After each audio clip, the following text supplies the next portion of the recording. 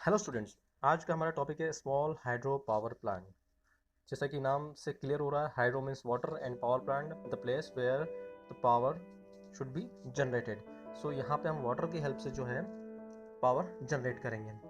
Students, hydro power is an important renewable energy source world wide because it contribute 19% in total world energy requirement. Students, जो hydro power plant है उसकी working totally depend होती है water cycle के ऊपर। Water cycle क्या होती है? वाटर साइकिल जो अर्थ के ऊपर और अर्थ के नीचे जो वाटर होता है उस वाटर के मूवमेंट की जो प्रोसेस होती है उसे वाटर साइकिल बोला जाता है। जैसे कि यहाँ डायग्राम में हम देख सकते हैं कि रिवर और कैनाल और लेक के अंदर जो वाटर होता है वो सन की हीट एनर्जी से इवोपरेट होगा। इवोपरेट होने के बाद जो है ये क्लाउड्स में चले जाएगा। क्लाउड्स में फिर कंडेंसेशन के थ्रू जो है ये वाटर के फॉर्म में, रेन के फॉर्म में वापस अर्थ की सरफेस पे आ जाएगा। तो ये जो साइकिल है ये रिपीट होती रहती है। तो ये जो हमारा हाइड्रो पावर प्लांट है ये इसी वाटर साइकिल पे डिपेंडेंट है। हम इसको हाइड्रोलॉजिक साइकिल और हाइड्रोलॉजिकल साइकिल के नाम से भी जानते हैं। हाइड्रो इलेक्ट्रिक पावर, तो हम हाइड्रो पावर प्लांट के थ्रू या इलेक्ट्रिसिटी किस तरह से जनरेट कर सकते हैं। Students, hydro electric power plant में जो है वाटर के अंदर जो वाटर की जो ग्रेविटेशनल पोटेंशियल एनर्जी होती है उसको हम जो है मैकेनिकल वर्क और इलेक्ट्रिसिटी में कन्वर्ट करते हैं without using any kind of fuel और वाटर। ग्रेविटेशनल एनर्जी क्या होती है स्टूडेंट्स? ग्रेविटेशनल एनर्जी यानी हम किसी ऑब्जेक्ट को एक पर्टिकुलर हाइट तक लिफ्ट करते हैं और फिर उसको ऑटोमेटिकली नीचे की तरफ जो है उसको फॉल होने देते हैं। तो ये क्या होता है कि जो वाटर की हाइट के कारण और उसके वेट के कारण जो उसकी पोटेंशियल एनर्जी होती है वो काइनेटिक एनर्जी में कन्वर्ट होती है। तो वो हमारी कहलाती है gravitational potential energy to kinetic energy conversion. Students, किसी भी हाइड्रो इलेक्ट्रिक पावर प्लांट के अंदर जो सबसे इम्पोर्टेंट चीज़ होती है वो होता है डैम। डैम हम एक सीमेंट और कंक्रीट का वॉल होती है जो हम वाटर को रिजर्व करने के लिए, स्टोर करने के लिए हम जो है इसको बिल्टअप करते हैं। ये एक मैन मेड आर्टिफिशियल स्ट्रक्चर होता है। बेसिकली अगर हम देखें किसी भी हाइड्रो इलेक्ट्रिक पावर प्लांट के अंदर जो मेन कंपोनेंट्स होते हैं, अब इस डायग्राम के अंदर आप देख सकते हो कि जो सबसे इंपॉर्टेंट कंपोनेंट है वो है एक रिजर्वोयर है। रिजर्वोयर एक वो प्लेस होती है जहां हम वाटर को स्टोर करके रखते हैं एक डिजायर्ड हाइट और लेवल तक, और ये हम जो है डैम की हेल्प से करते हैं। तो जो सीमेंट और कंक्रीट का जो स्ट्रक्चर आप देख रहे हो ये डैम है। फिर इसमें हम जो एक छोटा सा पैसेज जो है क्रिएट करते हैं जो वाटर को फ्लो करवाते हैं, ठीक है, उस डैम के अंदर। और उसके बाद जो है बीच में एक गेट लगा होता है। ये गेट जो है वाटर के फ्लो को मेंटेन करता है। स्टार्ट और ऑफ करने के लिए हम गेट का यूज़ करते हैं। प्रेशर टनल जो है ये हमारा सर्च टैंक और गेट के बीच में जो पाइप होता है ये सीमेंट और स्टील का बना होता है, ठीक है। इसको हम प्रेशर टनल के नाम से जानते हैं। सर्च टैंक जो है जो बैक प्रेशर पेन स्टॉक के अंदर क्रिएट होता है उसको मेंटेन करने के लिए, उसको कंट्रोल करने के लिए हम सर्च टैंक बनाते हैं। ये जब वाटर की फ्लो को हम जब कम करते हैं तो जब एक्सेस क्वांटिटी में वाटर हो जाता है तो ये सब टैंक के अंदर स्टोर हो जाता है, और जब वाटर की सप्लाई कम होती है और हमें ज़्यादा वाटर की रिक्वायरमेंट होती है तो ये सर्च टैंक से वाटर की सप्लाई हम दे सकते हैं। पेन स्टॉक ये सर्च टैंक टू टरबाइन तक वाटर को फ्लो करने के लिए जो सीमेंट और स्टील का जो पाइप होता है उसको हम पेन स्टॉक बोलते हैं। लास्ट में हमारा जो हम देख सकते हैं इनलेट वॉल जो है फ्लो को मेंटेन करता है एज पर दी रिक्वायरमेंट और demand of the power supply. तो इनलेट वॉल के थ्रू सप्लाई को हम जो है कंट्रोल करते हैं। टरबाइन एक मैकेनिकल कंपोनेंट है जो वाटर की जो काइनेटिक एनर्जी है या पोटेंशियल एनर्जी है जो काइनेटिक एनर्जी में कन्वर्ट हो चुकी है उस काइनेटिक एनर्जी को मैकेनिकल वर्क में कन्वर्ट करने के लिए यूज़ किया जाता है। जनरेटर एक इलेक्ट्रॉनिक कंपोनेंट है, इलेक्ट्रोमैग्नेटिक कंपोनेंट है जो मैकेनिकल वर्क को जो है इलेक्ट्रिसिटी में कन्वर्ट करता है। ड्राफ्ट ट्यूब वाटर की जो काइनेटिक एनर्जी को टरबाइन में ट्रांसफ़र करने के बाद जो वाटर जो बचता है, वाटर जो निकलता है उस वाटर को जो है टेल वाटर लेवल में सप्लाई करने के लिए जो है ड्राफ्ट ट्यूब का यूज़ किया जाता है।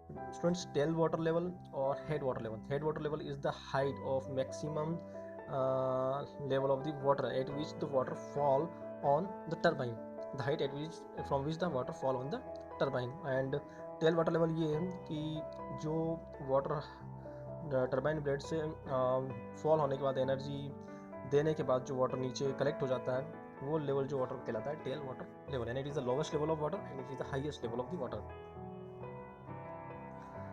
Classification of hydro power plant को हम एज पर द रिक्वायरमेंट अलग अलग तरीके से क्लासीफाई कर सकते हैं। यहाँ आप देख सकते हैं कि हमने कैपेसिटी के अकॉर्डिंग हमने क्लासीफाई किया है। फिर एज पर the head of the water हमने इसको क्लासीफाई किया है। ठीक है, एज पर the purpose, what are the purpose of development of hydro power plant, उसके हिसाब से हमने उसको क्लासीफाई किया है। फैसिलिटी टाइप के हिसाब से जो हमारे पास फैसिलिटी अवेलेबल है उसके हिसाब से जो है हमने उसको क्लासीफाई किया है। ठीक है, एज पर दी हाइड्रोलॉजिकल रिलेशनशिप हमने उसको क्लासीफाई किया है, और एज पर दी ट्रांसमिशन सिस्टम के अकॉर्डिंग भी हम जो है हाइड्रो पावर प्लांट को क्लासीफाई करते हैं। अब इन क्लासिफिकेशन को हम डिटेल में नेक्स्ट स्लाइड्स में देखने वाले हैं।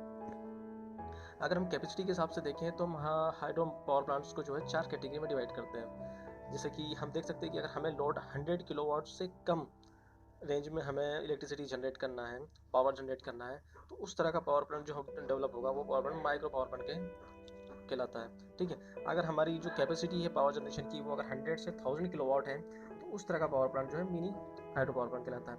और अगर कैपेसिटी 1000 टू 10,000 किलोवाट है तो उस तरह के पावर प्लांट को हम medium capacity hydro power plant बोलेंगे। और बिग टाइप का जो हाइड्रो पावर प्लांट होता है उसमें जो है 10 मेगावाट या 10,000 किलोवाट से ज़्यादा की अगर इलेक्ट्रिसिटी जनरेट हो रही है तो वो बिग की कैटेगरी में आएंगे। नाउ नेक्स्ट हम एज पर दी वाटर स्टोरेज अगर हम देखें classification of hydro power plant, तो यहाँ हम दो तरीके से क्लासीफाई करते हैं, with reservoir without reservoir. With reservoir में हम क्या करते हैं कि हम एक डैम बिल्डअप करते हैं, उस डैम बिल्डअप करके हम वाटर को स्टोर कर लेते हैं, रिजर्व कर लेते हैं, और एज पर दी रिक्वायरमेंट हम वाटर को की सप्लाई देके जो हम इलेक्ट्रिसिटी जनरेट करते हैं। दूसरा होता है विदाउट रिजर्वोयर या रन ऑफ टाइप जो हाइड्रो पावर प्लांट होता है, उसमें हम जो नेचुरल जो फ्लो होता है वाटर का, सपोज जैसे रिवर के अंदर जो नेचुरली वाटर फ्लो होता है उसके बीच में हम हमारा सिस्टम सेटअप लगा देते हैं। ठीक है, और वाटर के नेचुरल फ्लो की हेल्प से जो है हम इलेक्ट्रिसिटी जनरेट करते हैं। तो इस तरह का जो पावर प्लांट कहलाता है वो कहलाता है without reservoir type hydro power plant.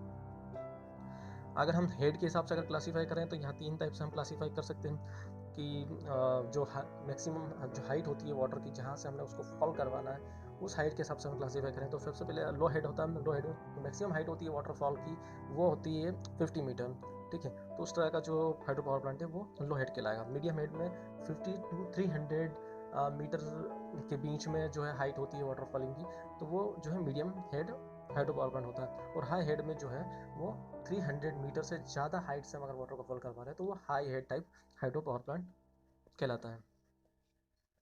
As पर दी अगर पर्पस और use of hydro power plant अगर हम देखें तो हम सिंगल स्टेज और कास्केड सिस्टम टाइप में 2 कैटेगरी में डिवाइड करते हैं। सिंगल स्टेज में हम जो एक्सट्रैक्ट करते हैं, हम वाटर से जो एनर्जी हम एक्सट्रैक्ट कर रहे हैं, जो वाटर से हम जो एनर्जी प्रोड्यूस कर रहे हैं वो हम एक ही स्टेज में करेंगे, तो उस तरह का जो पावर प्लांट कहलाता है वो सिंगल स्टेज कहलाता है। पर अगर हम वाटर से एनर्जी मल्टीपल स्टेज में कर रहे हैं, हम उसको स्टेज बाय स्टेज हम वाटर को अलग अलग हाइट से नीचे फॉल करवा रहे हैं, तो उस तरह का जो पावर प्लांट कहलाता है वो कास्केड सिस्टम कहलाता है, जिसमें हम 2 से ज़्यादा स्टेजेस में वाटर से एनर्जी को एक्सट्रैक्ट करते हैं। How hydro electric power system works. Students, hydro electric power system किस तरह से काम करता है, तो हमने इसकी जो फंक्शनिंग है, इसकी जो वर्किंग है, उसको 2 पार्ट में डिवाइड किया है। पहला पार्ट वो कि हम काइनेटिक एनर्जी को जो है मैकेनिकल वर्क में कन्वर्ट करते हैं, ये इसका पहला पार्ट है। ठीक है, तो यहाँ पे जो सबसे इंपॉर्टेंट कंपोनेंट हो जाता है वो हो जाता है टरबाइन। ये टरबाइन एक मैकेनिकल कंपोनेंट है जो काइनेटिक एनर्जी, वाटर की काइनेटिक एनर्जी को जो है मैकेनिकल वर्क में कन्वर्ट कर देता है। वैसे ही अगर हम दूसरा पार्ट देखें तो हमने दूसरा पार्ट जो है मैकेनिकल एनर्जी से जो इलेक्ट्रिसिटी कन्वर्शन वाला जो पार्ट है उसको हमने सेकेंड पार्ट में डिवाइड किया है। इसमें क्या होता है कि इलेक्ट्रोमैग्नेटिक कंपोनेंट जनरेटर और टरबाइन जो है दोनों मोस्ट इंपॉर्टेंट कंपोनेंट होते हैं। तो टरबाइन से जो हमें मैकेनिकल वर्क मिलता है वो मैकेनिकल वर्क को जो इलेक्ट्रोमैग्नेटिक कंपोनेंट जो जनरेटर है वो उसको जो है इलेक्ट्रिसिटी में कन्वर्ट कर देता है।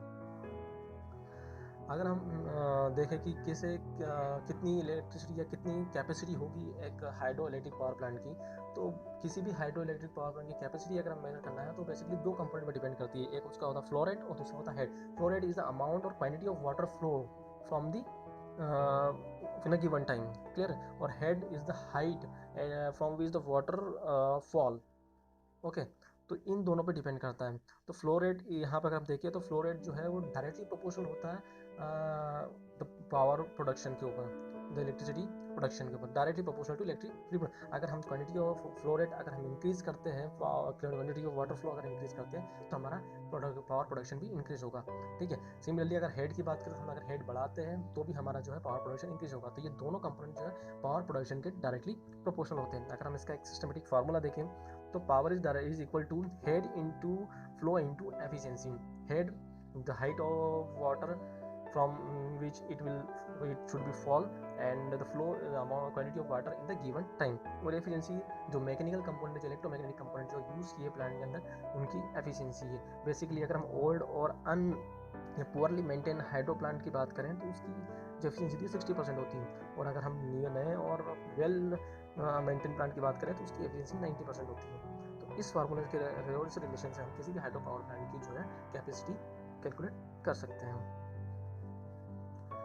स्टूडेंट्स, अगर एडवांटेज की बात की जाए तो बहुत सारे एडवांटेजेस है हाइड्रो इलेक्ट्रिक पावर प्लांट के, पर उसके साथ साथ उसके बहुत सारे डिसएडवांटेजेस भी, जैसे कि ये रिन्यूएबल एनर्जी सोर्स है, मतलब ये कोई हार्मफुल गैसेस जो है इसमें प्रोड्यूस नहीं होती है, पर इसके बाद भी इसके बहुत सारे डिसएडवांटेजेस हैं। अगर एडवांटेजेस की बात की जाए तो यहाँ पे जो हमें बेसिक जो हमारा जो कंपोनेंट है जिसकी ज़रूरत पड़ती है इस तरह के पावर प्लांट में, वो वाटर है, और ये फ्रीली कहीं भी अवेलेबल हो जाता है, और ये बहुत ही नीट और क्लीन टाइप का होता है। ठीक है, रनिंग चार्जेस जो होते हैं किसी भी हाइड्रो पावर प्लांट के वो बहुत कम होते हैं। ठीक है, मेंटेनेंस कॉस्ट भी बहुत ही नॉमिनल होती है, कंस्ट्रक्शन सिंपल होता है। ठीक है, और इसकी लाइफ साइकिल बहुत लंबी होती है। ठीक है, और इसमें कुछ स्टार्ट करने के लिए हमें कुछ ज़्यादा समय की जरूरत नहीं होती, जैसे हम वाटर का फ्लो स्टार्ट करते हैं तो ये प्लांट जो स्टार्ट हो जाता है। वैसे डिसएडवांटेज देखें तो इसकी जो इनिशियल कॉस्ट है वो इनिशियल कॉस्ट बहुत हाई है, और इसके कारण जो है इस इनिशियल या कैपिटल कॉस्ट जो है उसकी बहुत हाई है, उसके कारण जो है इसको बिल्ड करना इतना इजी नहीं होता है। दूसरा, इसको में जो कंपोनेंट, जो मैकेनिकल कंपोनेंट होते हैं वो बड़े साइज में बहुत ज़्यादा बड़े होते हैं, और उनका जो इंस्टॉलेशन है वो बहुत ईजी नहीं होता है। एक्चुअली इसमें बहुत ज़्यादा स्किल्ड वर्कर की रिक्वायरमेंट होती है, तो ये एक इसका जो है डिसएडवांटेज है। और इसमें दूसरी बात ये है कि तीसरी बात ये है कि इसको अपने को बहुत ज़्यादा क्वांटिटी में वाटर की रिक्वायरमेंट होती है, और वो हमें कंटिन्यूसली होती है, तो ये एक इसका डिसएडवांटेज है। और दूसरा ये है कि अगर हमें बहुत ही लॉन्ग डिस्टेंस में अगर इस पावर को ट्रांसमिट करना है तो हमें ट्रांसमिशन सिस्टम की जरूरत पड़ती है, और ये ट्रांसमिशन सिस्टम की जो कॉस्टिंग है ये बहुत ज़्यादा होती है। तो ये कुछ कॉस्ट बेसिस पे कुछ डिसएडवांटेजेस है। इसके अलावा भी कुछ डिसएडवांटेजेस है कि जहाँ हम डैम बिल्डअप करते हैं और अगर वो डैम किसी तरीके से ब्रेक हो जाता है, टूट हो जाता है, तो उस पर्टिकुलर एरिया में फ्लूड आने के चांसेस बढ़ जाते हैं। ठीक है, और जो फिश की जो पॉपुलेशन है वो डिक्लाइन कर जाती है। ठीक है, और कहीं ना कहीं वाटर के फ्लो और कलर में उसमें जो है चेंजेस आ जाते हैं। तो ये कुछ इस तरह के डिसएडवांटेजेस हैं, बट अगर देखा जाए तो इन फ्यूचर ये it is the most important और widely use renewable energy source बनने वाला है। तो स्टूडेंट्स, आज के टॉपिक में इतना ही। चैनल को लाइक और सब्सक्राइब करना ना भूलें। Thank you so much.